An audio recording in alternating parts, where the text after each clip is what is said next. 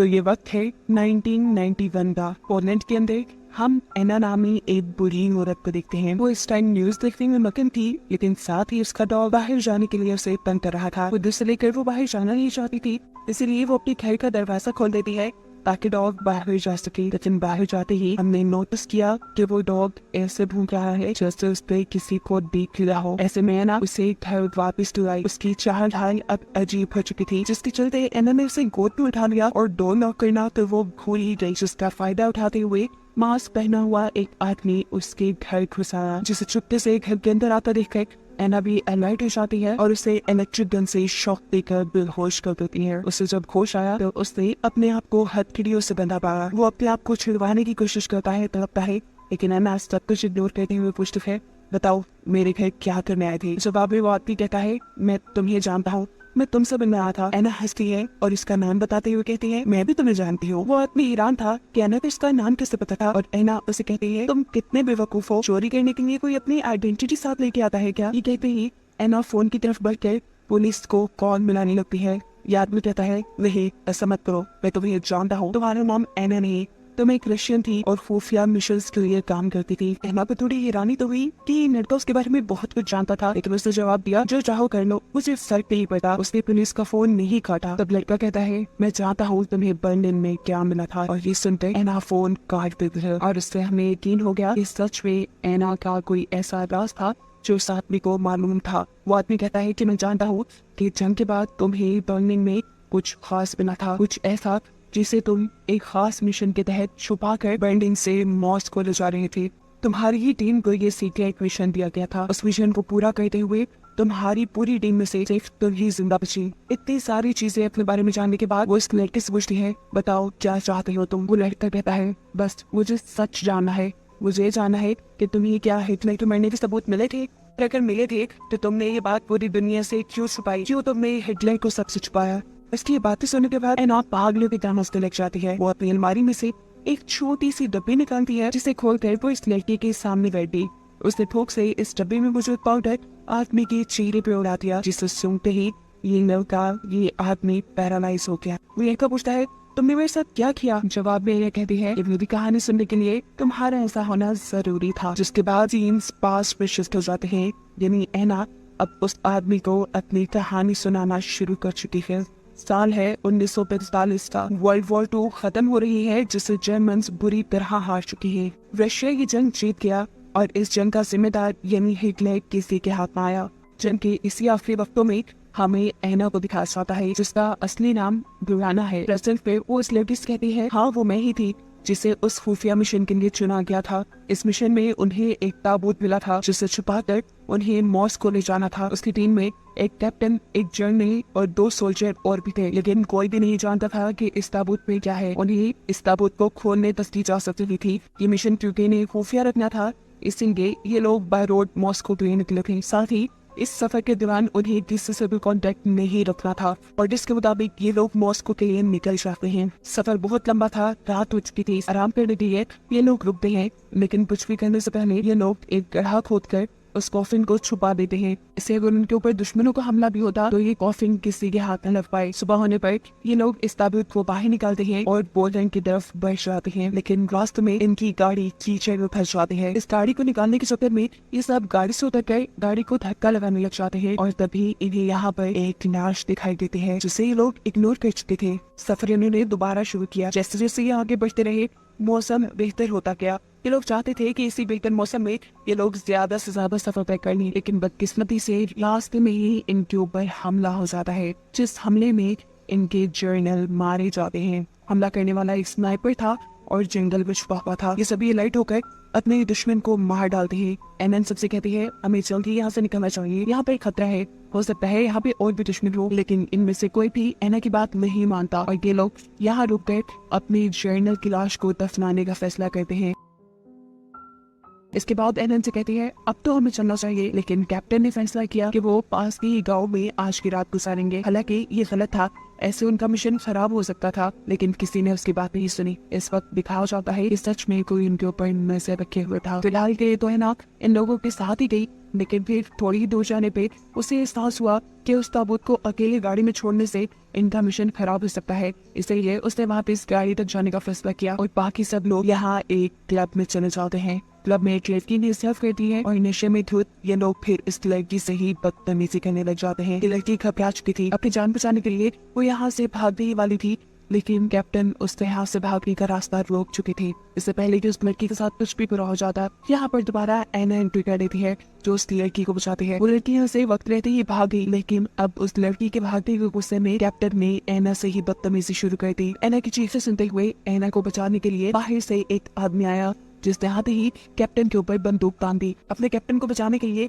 एना ही उल्टा उस आदमी के ऊपर बंदूक तान देती है और कहती है अपनी बंदूक नीचे करो। इन सबको लग रहा था कि वो एक जर्मन है, लेकिन वो आदमी बताता है कि वो एक जर्मन नहीं बल्कि यही पोलैंड में रहने वाला एक आम शहरी है। वो यहाँ से एना की चिल्लाने की आवाज़ें सुनते हुए उसे खतरे में जानकर उसे बचाने आया था। अभी ये लोग यही बातें ही कर रहे थे कि इनके पास दूसरे कमरे से गोली चलने की आवाज आती है। कैप्टन वे सब लोग जब वहाँ चेक करने के लिए जाते हैं तो देखते हैं कि वहाँ किसी ने जहरीली गैस का हमला किया था और इस जगह पर कैप्टन के सभी सोल्जर्स थे, जिनमें से 2 इसी जहरीली गैस की वजह से मारे जा चुके थे। लूकस यानी वो आदमी जो एना को बचाने आया था, वो बताता है कि ये काम वेयरवुल्व्स का है। वेयरवुल्व्स असल में जर्मन असैसिन्स को कहा जाता है, जो वैसे तो जर्मन फौज का हिस्सा नहीं होते, लेकिन जर्मन फौज के लिए काम करते हैं। यही वेयरवुल्व जंगल में छुपकर सभी चीजों पे नजर रखते हैं और उनके दुश्मनों के यहाँ आने पे अपने दुश्मनों को खत्म कर देते हैं। अब क्योंकि एना की पूरी टीम रशिया से थी, इसलिए उन्हें दुश्मन जानकर उनके ऊपर वेयरवुल्व से हमला कर दिया। ये जो जहरीली गैस इन्होंने यहाँ फैलाई थी वो जहरीले मशरूम्स की थी, जो पहले तो इंसानों के दिमाग में जाकर उन्हें हेलुसिनेट करती है, यानी उन्हें अजीबोगरीब चीजें दिखाती है और फिर उन्हें मार डालती है। ये सब बातें सुनने के बाद एना को अपने उस साथी का ख्याल आता है जिसको वो अपनी जीप में मौजूद कॉफिन के पास छोड़कर आई थी। वो अपने कैप्टन से कहती है कि मैं जल्द ही उनकी मदद के लिए पहुंचना चाहिए, लेकिन अब बहुत देर हो चुकी थी क्योंकि वेयरवुल्व्स ने उनके ऊपर भी हमला कर दिया था। इस हमले में किस्मत से एक सोल्जर बच गया, जिसने अपने दुश्मनों पे भी गोलियां चलाई और ऐसे अपने एक दुश्मन को तो मार दिया, लेकिन अब खुद भी उसके ऊपर ये गैस असर करने लगी थी। उसे हेलुसिनेशन चलने लगे थे, अजीबोगरीब चीजें दिखाई देने लगी थी। इससे पहले कि वो भी मर जाता, यहाँ पर कैप्टन और एना आ जाते हैं उसे बचाने के लिए। वो लोग ऐसे बचा लेते हैं और अब एना कैप्टन से कहती है, देखिए वो दुश्मन हमारी वैन भी ले गए हैं, हमें जल्द से जल्द यहाँ से निकलना चाहिए उस ताबूत को लेकर। लेकिन कैप्टन ने एना को जवाब दिया, नहीं ऐसे नहीं जाएंगे, हम अपना बदला लेकर जाएंगे अपने दुश्मनों से। एना ने इसे समझाया कि ये सिचुएशन बदला लेने वाली नहीं है, इस वक्त हमारे लिए जरूरी है हमारा मिशन पूरा करना। आप अपने मिशन से भटक रहे हैं। लेकिन कैप्टन ने इस मर्तबा भी एना की कोई बात नहीं सुनी। अब जवाब में वो आदमी लूकस जो कि एना को बचाने के लिए आया था और अब तक इनके साथ था, वो कैप्टन को समझाता है कि एना सही कह रही है, आपको उनकी बात मान लेनी चाहिए, आपको सबसे पहले इस ताबूत को कहीं छुपाना चाहिए अगर तो ये आपके लिए इतना जरूरी है। कैप्टन सवाल कहते हैं, मगर कहाँ? जवाब में वो कहता है, मैं ऐसी जगह जानता हूँ जहाँ आप इस ताबूत को छुपा सकते हैं। कैप्टन को इसमें भरोसा तो नहीं था, लेकिन फिलहाल उसकी बात मानने के अलावा उनके पास कोई चारा नहीं था, इसलिए वो भी मान गए। उनके यहाँ से जाने के ठीक कुछ ही देर बाद यहाँ पे जर्मन सोल्जर्स आए। जर्मन का कैप्टन अपने सोल्जर्स पर गुस्सा था क्योंकि उन्होंने हमला करने में जल्दी कर दी थी। उन्हें भी रशियंस को मारना नहीं था, बल्कि उन्हें रशियंस का वही ताबूत चाहिए था जिसे वो छुपा रहे थे, यानी ये लोग भी उसी ताबूत के पीछे थे। कैप्टन कहता है, तुम्हारी इतनी सी बेवकूफी ने सारा प्लान फेल कर दिया, अब मुझे किसी भी हाल में वो कॉफिन चाहिए, जाओ जाकर ढूंढो उन्हें। मालूम होता है कि ये जर्मन बर्लिन से ही उस कॉफिन का पीछा करते करते यहाँ पहुंचे थे। ये जर्मन जहाँ खड़े होकर बातें कर रहे थे, वहीं पर हमें एक रशियन सोल्जर यानी एना का साथी देखने को मिलता है, जिसे हम समझ रहे थे कि वो मर गया। वो अभी मरा नहीं था, वो सिर्फ बेहोश हुआ था और अब उसे होश आ चुका था। वो किसी तरह अपने साथियों के पास जाना चाहता था, इसलिए इन रशियन से छुपकर वो जंगल के रास्ते पे निकल गया और रास्ते में उसे मिली वही लड़की जिसे हम पहले क्लब में देख चुके हैं। वो बहुत ही ज्यादा घबराई हुई थी क्योंकि रशियन सोल्जर ने भी उसके साथ अच्छा बिहेव नहीं किया था और जब वो घर वापस जा रही थी तो उसे एक जर्मन ने पकड़ लिया था, जिससे भी वो बहुत ही मुश्किल से जान छुड़ा कर आई थी। उसे लग रहा था कि अब माइकल नाम का ये फौजी भी उसी का फायदा उठाने के लिए आया है, लेकिन माइकल उसे कहता है, नहीं मेरा यकीन करो, मैं तुम्हें कोई नुकसान नहीं पहुंचाऊंगा, बस मुझे इतनी सी मदद चाहिए कि तुम मुझे इस जंगल से निकाल कर किसी गांव तक पहुंचा दो। वो लड़की मान जाती है कि लोग आगे बढ़ जाते हैं। इससे पहले कि ये लोग जंगल पार कर लेते, जर्मन्स की नजर माइकल पे पड़ जाती है और वो उसके ऊपर गोलियां चलाना शुरू कर देते हैं। माइकल तो फौजी था, इन गोलियों से बचना जानता था, लेकिन इस सारी फायरिंग के नतीजे में वो बेचारी मासूम लड़की मारी गई। इसकी मौत से माइकल को बहुत दुख हुआ। माइकल इस लड़की के पास बैठा हुआ था कि दोनों जर्मन्स जिन्होंने इनके ऊपर हमला किया था वो इनके पास आ गए, जिनमें से एक को माइकल ने चाकू मार के खत्म कर दिया, लेकिन दूसरा सोल्जर माइकल को पकड़ने में कामयाब हो गया। सीन कट होकर दूसरी तरफ हम कैप्टन एना और लुकस को देखते हैं, जो कि हिटलर की लाश के साथ एक घर के पास आ चुके थे। कैप्टन एनिस कहता है, हम इस आदमी पे भरोसा क्यों कर रहे हैं? तब एना उसे जवाब देती है, भरोसे के लायक तो तुम भी नहीं, फिर भी मैं तुम्हारे साथ हूँ ना। अगर हम इस मिशन के बाद वापस जा पाए तो देखना सबसे पहली रिपोर्ट में तुम्हारी करूंगी। कितने रूल्स तोड़े तुमने। खैर, अब ये लोग हिटलर के कॉफिन को लेकर घर के अंदर चले जाते हैं। इनकी बदकिस्मती के अंदर जाता हुआ इन्हें एक जर्मन देख चुका था। घर का मालिक एक ओल्ड कपल था, जो लोग कॉफिन को देखकर समझ जाते हैं कि इस कॉफिन में लाश है। वो एक लाश को अपने घर नहीं रखना चाहते थे, लेकिन यहाँ कैप्टन उन्हें समझाने की कोशिश करता है, नहीं, इसमें कोई लाश नहीं। उनको यकीन दिलाने के लिए ये लोग इस कॉफिन को खोल देते हैं और ये देखकर ये सब हैरान हुए कि इस कॉफिन में थी हिटलर की लाश, जिसके बारे में एना पहले से ही जानती थी, लेकिन एना को ये बात खुफिया रखनी थी। हिटलर की वजह से ये जंग हुई थी और अब लोग हिटलर की लाश को सबको दिखाकर ये बताना चाहते थे कि कैसे उसकी सोच और वो खुद मारा गया। लुकस इस लाश को देखकर गुस्से में आ जाता है और उसे बहुत ज्यादा मारने लग जाता है, लेकिन यहाँ एना उसे संभालती है और कहती है कि ये लाश हमारे लिए बहुत बड़ा सबूत है, फिलहाल हमें इसे भी छुपाना होगा। इसीलिए लुकस के साथ मिलकर ये लोग इस लाश को बैकयार्ड में छुपा देते हैं। दूसरी तरफ दिखाया जाता है कि जर्मन्स के पास उनके साथ ही माइकल को ले आए थे। माइकल रेनी रशियंस का आदमी, जिसे देखते ही जर्मन कैप्टन गुस्से में आ जाता है और उससे कॉफिन के बारे में सवाल जवाब करने लगता है। लेकिन अभी माइकल को भी इस कॉफिन का नहीं पता था। अगर पता होता भी तो वो शायद बिल्कुल ना बताता। इसी गुस्से में कैप्टन एक बम के सर के उसकी आंखें जाया करने का फैसला करता है, लेकिन इससे पहले कि वो ये कर पाता, उसका अपना ही साथी आकर उसे खुशखबरी देता है कि उसे पता चल गया है कि रशियंस ने वो कॉफिन कहाँ रखा। ये बात सुनते ही जर्मन के मुंह पे एक खुशी की लहर दौड़ी थी। ये सब लोग माइकल को लेकर अब इस घर तक आ जाते हैं। माइकल यानी एना के एक साथी को बंदी बनाते हुए वो एना की पूरी टीम से ये डिमांड करते हैं कि तुम उस कॉफिन को हमें दे दो, हम तुम्हारे बंदे को आजाद कर देंगे। लेकिन ये डील मानना उनके बस में नहीं था। एना अब खिड़की से ही उस आदमी के ऊपर गोली चलाती है जिसने माइकल को पकड़ा हुआ था, लेकिन इस हमले का कुछ फायदा नहीं होता क्योंकि गोली सिर्फ गर्दन को छूकर गुजर गई थी और इसके गुस्से में ही उस आदमी ने माइकल की कमर में एक छुरा खोप दिया था। अब जंग तो होनी ही होनी थी।